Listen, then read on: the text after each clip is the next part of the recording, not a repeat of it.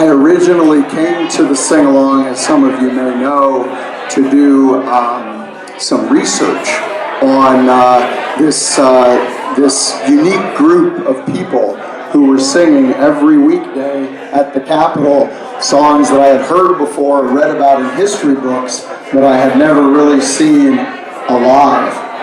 And so I came and I thought, I'm going to write down everything I can about these people, and I'm going to try to interview people and really figure it out. And then one day, somebody introduced this song. I think it may have been Bernie, but I'm not sure, called Die Gedanken sind frei. And if you remember this song, I'm sure we'll sing it in a little bit. It goes, my thoughts freely flower, die Gedanken sind frei. My thoughts give me power. No scholar can map them. No hunter can trap them.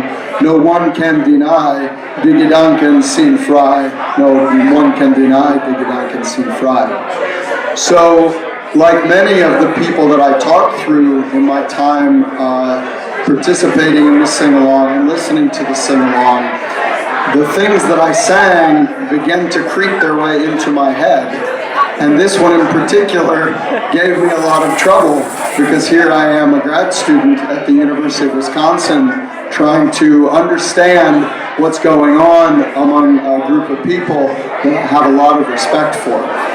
So despite the fact that I don't think I can map anybody's thoughts, I'll share 3 or 4 things that I have figured out in my experience in the sing-along. And I will write about this as I continue to write about it, and it may be published somewhere as long as that's okay with people. So if you disagree with what I say right now, these sorts of preliminary conclusions, please let me know so that I can change them, because I hope that this has been somewhat collaborative as I have experienced the sing-along. So the very short conclusions that I'll share with you, because I know you guys want to get back to singing, are that one, as Joe Hill knew, because we just ended with Joe Hill's song, right, the Ode to Joe Hill, is that music can be both indoctrinating and expressive. So one of the things that I've learned is that it's very important for me to sing the lyrics of the songs that we have in the songbook, not just because it teaches me things I didn't yet know, but also because it helps me to express things that I feel like I always had in my heart. And I know many of you feel the same way because I've talked to you about it. Another thing that I've realized in singing with the sing-along is that, as someone told me just recently, the sing-along provides a place for us to sing about and talk about the way that we want the world to be, even if it's not exactly a reality right now. I know lots of the songs that we sing every day.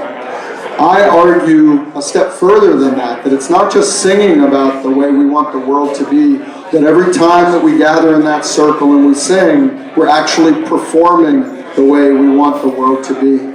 Every time that I start stumbling on the lyrics and someone hands me a songbook, the songbook they were singing from, I feel like that we're performing the actual acts of kindness, the world that we want to see, the politics that we wish we existed in the Capitol, but doesn't exist today. So that's one of the things that I've learned as we've all learned together and gotten much better at singing, right? In singing about the sing-along. And the final thing is I happen to have lived 6 months in Wisconsin in February of 2011. So I didn't at all feel like I had any connection to Wisconsin until I went to the Capitol and protested and began to feel like I was from Wisconsin, just like many of our songs say. And one of the things that the sing-along does, I think, is embodies a living memory for those people who forget very easily. We know that politicians often forget very easily about what's happened. We know that the media, with the exception of some great outlets like the Progressive and the Wisconsin Media Co-op, forget very easily what's going on.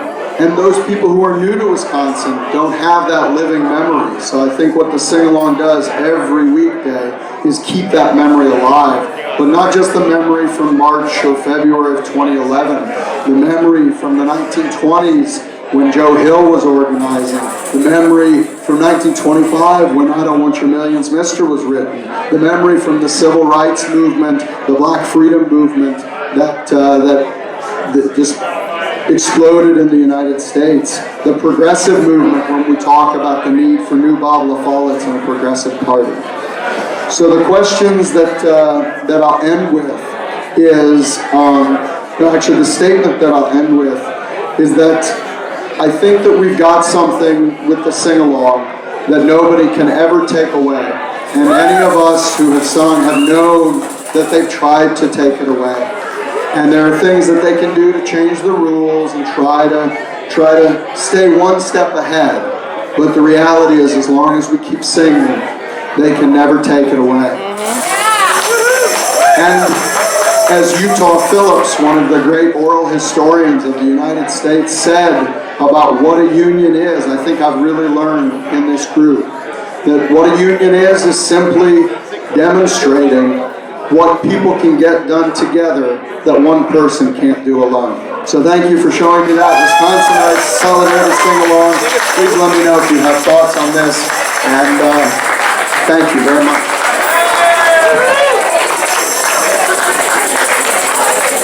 Here's the guy, late as always.